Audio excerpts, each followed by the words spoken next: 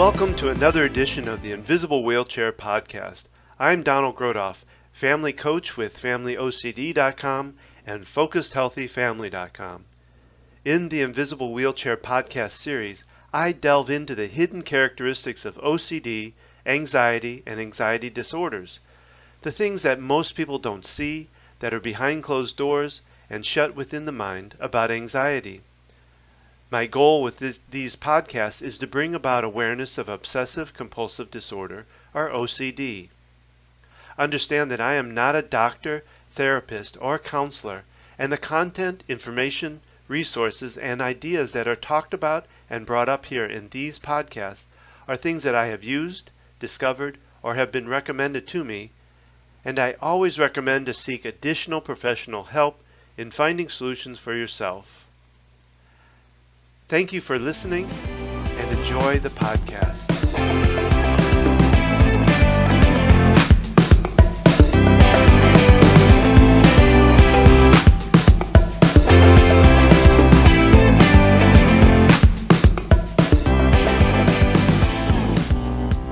This podcast was recorded April 20th, 2018. This is podcast number 19, Rituals versus OCD Compulsions.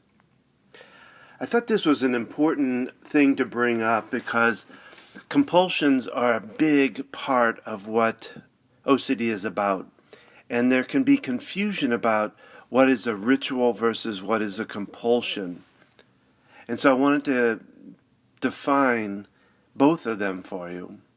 And starting first with rituals. You know, rituals are something that, especially small children, babies, need rituals. They're very important for helping them. Rituals tend to soothe and comfort somebody. They also tend to give a sense of security, routine, I guess, in a way, for people. It also helps them to, for small children, rituals are very important. And I bring up small children, babies especially, because I've had a lot of people that say, well, you know, I'm wondering if my small child has OCD because she tends to do things over and over again. But there's a fine line, especially when it comes to small children. They do behaviors that can be very similar to compulsions. But for them, it really is something that soothes. It is something that helps them learn structure in their lives. It also gives them a sense of control over things. As an example, when I was raising my oldest son, when he was a baby, basically, not really a baby, he was a toddler. We used to do some ritualistic things. He used to like to, we go to the store every Friday. I was a stay-at-home dad during that time. My wife was working. And so every Friday it was kind of a ritual with us. We went to the grocery store, and we used to have fun at the grocery store. I used to, play games with him in the produce aisle, and we had a really good time. Plus, I taught him things about food and about while we were there, and so it was a neat thing for him. He also liked to. He was big into signs, street signs. So we used to draw street signs with chalk on the driveway. And we did that just about every day. And as long as it wasn't raining outside, he wanted to draw signs. And he also liked to go out and walk. When he was real young, would be in his stroller. We'd go and we'd have to stop at every sign on the road in our neighborhood. So he got to know his signs. It was really a neat thing. Actually, he learned a lot of his alphabet and a lot of his words and all that by the means of signs. So, these things were very important to him to do every day. And here's one of the big differences. It was a ritual, and he loved to do it, and he would be disappointed if we couldn't. But he didn't. He got over it very quickly if we weren't able to because it rained or because our time factor or whatever. He was able to get over it. So there was a big difference there for him. Children have some, what I think are some basic needs, and I may be missing one or two here, but the ones that I always think about and know where rituals play a part is they want to know that they're loved, is one of their biggies. Two is security.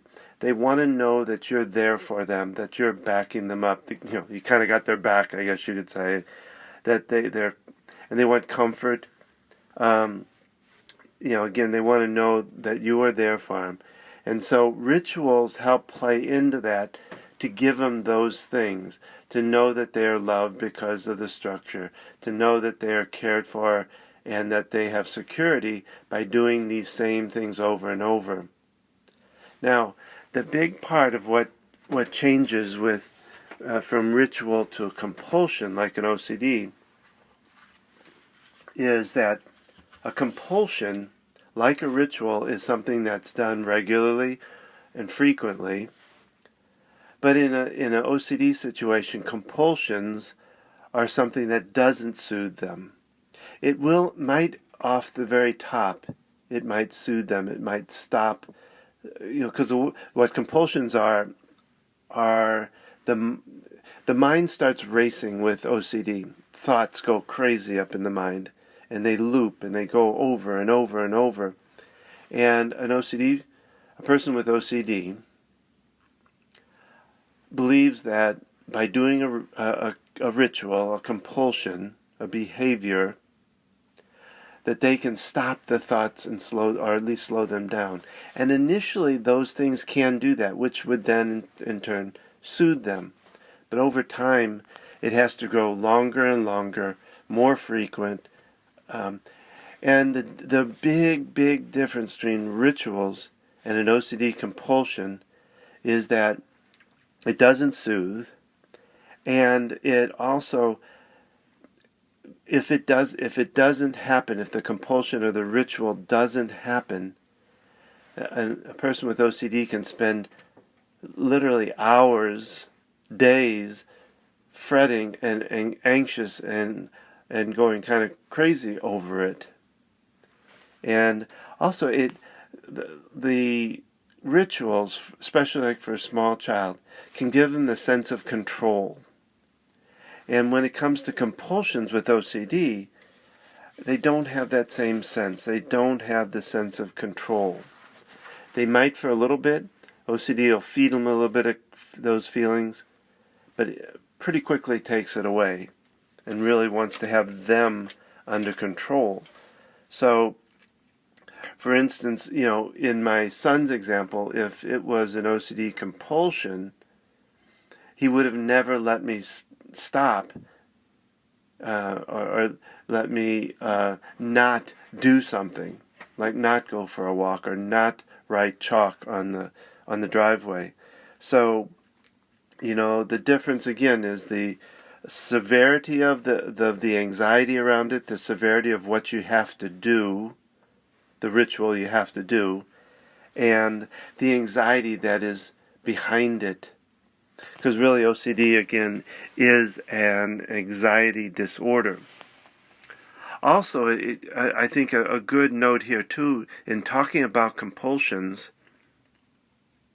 is that parents or caregivers who believe they might be doing good for an OCD person can actually feed OCD and do compulsions for the person with OCD. I call them compensation, but it's really the same thing. They're doing the repetitive acts or the repeated things or the rituals for the person to try to help calm them down. And that really doesn't help any. That doesn't set it correctly. Because what I've talked about before, and I think I think I've already had if I remember right, the past podcast about ERP therapy. That's exposure response prevention. In that, they talk about breaking those rituals, stopping those rituals, those compulsions, and sitting through the anxiety to be able to really get over it. And the more you can do that, the better it is. And like I said, when as an example with my daughter, with her OCD, what we did as far as helping those compulsions was to allow her to do washing of the hands and allowing her to not eat with regular forks but have to have a plastic fork that she can throw away. Those were us compensating or doing compulsions, and like I said, we found that was part of feeding it, and we had to use the ERP, which is a slow, methodical way of breaking that pattern of compulsions, and slowly but surely breaking the pattern of obsessive thoughts. So I think it's important to understand the difference between rituals and compulsions. And it doesn't hurt as a parent to make sure that your small child doesn't have OCD compulsions. These, I hope, are some guidelines just to kind of watch it, but understand at that small age, the toddler age, they're using those compulsions in a very positive way most of the time to learn structure, to learn security, to learn patterns that'll help comfort them. Because one of the things we want to do with our kids is help them learn methods to comfort themselves. Not that we can't comfort them, but that they need to learn techniques to soothe and calm themselves down. And really that's what I teach in the work I do with EFT, is methods to help self-manage your emotions, your stress, your anxiety, all of it. Can't get rid of anxiety. It is a natural process, but we can learn how to regulate it, manage it ourselves, and through that is to learn to heal ourselves. So it's important that these rituals as a child, as an infant, toddler, that they need to go through some of these rituals, but to watch it so that it doesn't lead into OCD compulsions. And it's just a matter of kind of keeping an eye, getting a professional to be able to help understand that, but not to assume it right off the bat. So I hope these things will help you to be able to kind of see the difference between the two and understand the difference. Because it goes back to, too, that it's not about organization. It's not about rituals necessarily, unless they're compulsions.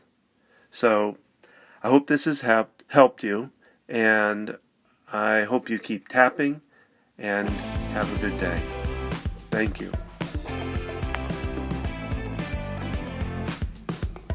That concludes this podcast.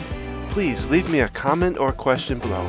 That gives me good direction where to go on future podcasts. I would love to hear your invisible wheelchair stories if you're willing to share it. If you would, go to invisiblewheelchair.com and click on Tell Your Story.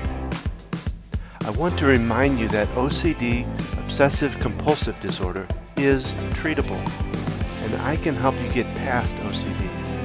So, if you have heard this podcast and others, and you feel like you need further assistance and would like to spend some time with me working through any issues you have, then feel free to book a session at focusedhealthyfamily.com or familyocd.com, or you can call me at 704-562-1630. I also offer $85 off initial discovery session if you mention that you heard it on this podcast.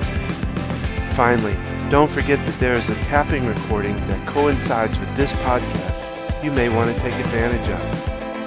I hope you have enjoyed this podcast and will join me for the next one. Remember to keep tapping, talking, and transcending your life to new heights. Thank you. Have a great day.